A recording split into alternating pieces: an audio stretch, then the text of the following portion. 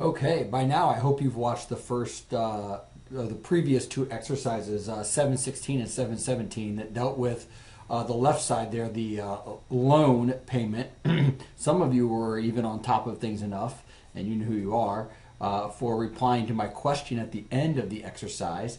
And for that, you'll be receiving some bonus points on your next quiz. It shows that you're taking some initiative in your work, and that is much appreciated. Thank you. So, now, if you know how to pay off a loan, any of you want to get rich? No, I'm like being serious. This is how it happens. This is how exponentation, and you're hearing it with this whole curve, right? This flattening of the curve and exponentation, but being able to grow your money, all right, is where we're at. So we're going to talk about a monthly savings plan. Do any of you have a savings plan out there? Maybe a bank account? So there's multiple different kinds of savings plans and multiple ways of growing your money. There's so many different kinds of investments. You can obviously put your money into a bank account, which is going to earn you a very, very, very small fraction of interest. But there's also other things like certificates of deposit, where you can earn a little bit more. We have mutual funds. We have 401ks. We have the stock market.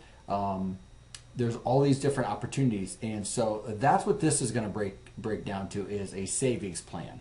Okay, and if you find this interesting, seriously, take my business class.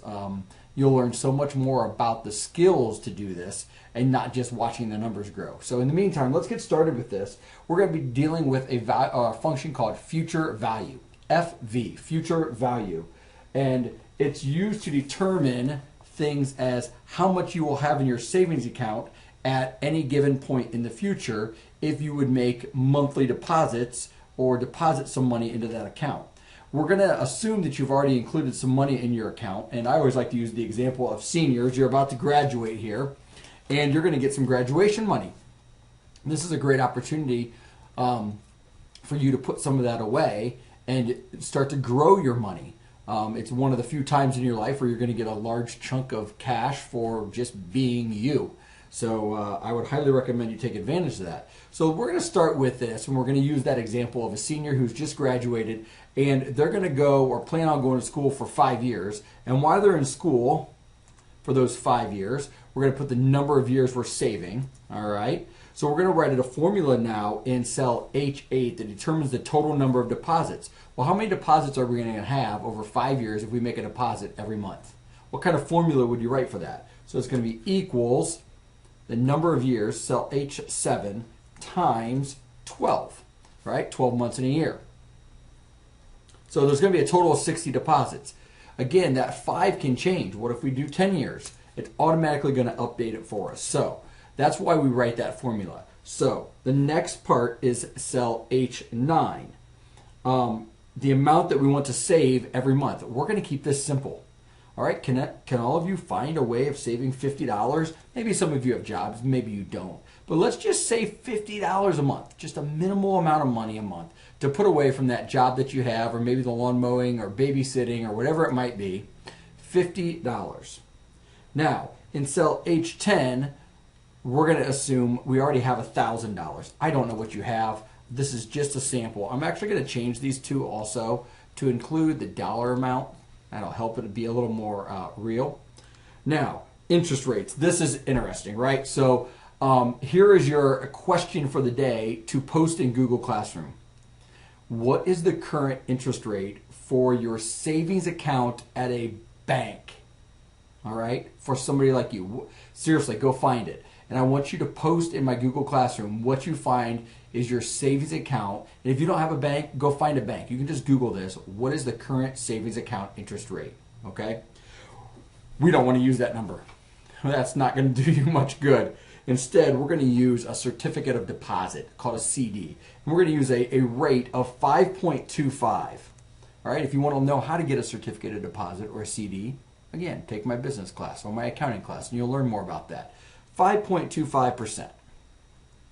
So if over 5 years, so here we are in April of 2020, if over the next 5 years you continue to put $50 away with $1,000 down, how much money are you going to have? So here we are in cell H12 where we're going to write the formula. This is going to use the Formulas tab and the Financial button. Okay? We're going to locate FV, which is the formula we're working in right now, called future value. This is going to be much similar to what we did with the automobile loan. We're going to locate, first of all, the rate. So I'm going to scoot this box over here to the top a little bit. And the rate, as we mentioned, is 5.25. Now, that's cell F or H11. Don't forget, we have to divide this by 12, or the total number of months in a year. Next is the NPER. Again, this is the total number of payments. For you, you're putting a total number of deposits, cell H8, 60 deposits. In the PMT button, you're going to click cell H9. That's where you're going to deposit $50 per month.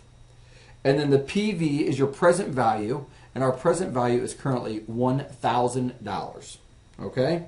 Now, same thing here, same concept. We want to put a 1 into this box for the type.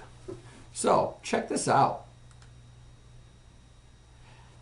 After 5 years of putting just $50 away per month at 5.25, you have come up with almost $5,000.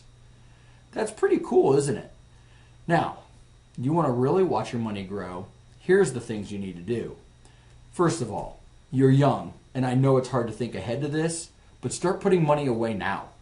There will be a day where you don't want to work. Am I right? And I know it's hard for you to look that far into the future to figure out the value of money you need, but I'm going to tell you, you're going to be my age and you're going to be 43 going, what's it going to take to retire? I don't want to work forever. Love my job, but as much as I love my job, I like being at the golf course too. I like spending time with my wife and my kids, and I want to be able to go do those things without the responsibilities of work every day. So, thinking ahead, let's take this number and let's just change the number of savings to 30 years. We won't change anything else. $50, 30 years. We've just come up with $50,000 like that. Just $50 a month. Now, is that enough for retirement? No, not going to do it. However, the secret is the amount you deposit obviously needs to increase. Okay? So I'm going to, when you get older, it's going to be hard to recognize this number now, but when you get older, it's easier to put $200, $250, $300 away per month. Okay? Your budgets will grow and you'll have more income and you'll have a nice good job to do this. So let's go ahead and take that to $250 a month at 5.25. You know why there's number signs here? It's because the cell's not big enough. That's how much our money's growing. To $223,720. Now, that all sounds good, but the interest rate's really not, it's good. It's a very good interest rate, but did you know the stock market on average? Now, the first thing I'm going to tell you is I'm not telling you to go dump your money into the stock market right now. You need a professional to help you with that, okay? But the stock market does earn, on average, 12% a year over the lifetime of its current state. Okay, we go way back to when it started to right now. All right, you might hear that term Dow Jones or the NASDAQ. Those are blue chips. Those are big companies that they use as averages to determine how much our stock market grows over a period of time. It's 12%. I'll tell you what, this is where the magic happens, is in the interest rate. The higher the interest rate, the better. $250, 30 years, 12%, $1 million right there. $1 million. That's going to be a pretty good chunk of change for you to retire and get ready to play some golf or whatever it is you might enjoy. So, a reminder in this exercise, future value. Okay, we wrote the formula there. It does appear as a negative number. We're going to fix that in the next exercise. In the meantime, play around with these numbers a little bit. Maybe you put a little bit more money away. All right, so play around with those numbers and see what you can get. And maybe one day this will be you. I hope. Okay, you completed exercise 418. We're going to move on to 419.